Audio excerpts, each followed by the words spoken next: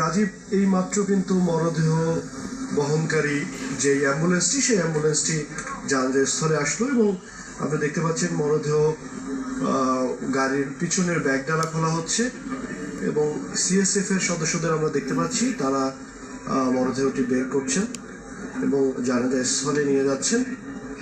যেহেতু 2টার সময় ছিল, জানাজার সময় নির্ধারণ করা ছিল, এত জনস্রোত, মানুষের চারিদিক থেকে মানুষ আসার মানুষের যেই ঢল, সেই ঢল মানুষ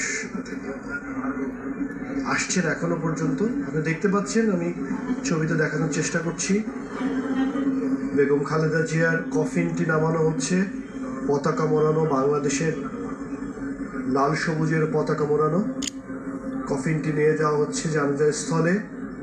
এইমাত্র দেখতে পাচ্ছেন রাজীব সিএসএফ এর সদস্য তার স্বজনদের ঘাড়ে চেপে বেগম খালেদা জিয়ার মরদেহ এইমাত্র জানাজার স্থলে নিয়ে যাওয়া হলো এবং জানাজার স্থলের চারিদিকে লাখো লাখো মানুষ এই সময়টার জন্য অপেক্ষা করছিলেন,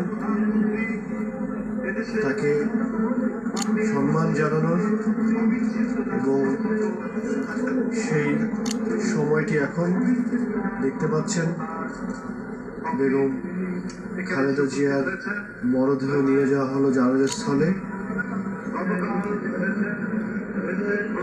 জাতীয় মসজিদ বায়তুল মোকাররমের বড় হুজুর ইমাম, তিনি আজকের এই জানাজাটি পড়াবেন। জানাজার স্থলে ইতিপূর্বে উপস্থিত হয়েছেন প্রধান উপদেষ্টা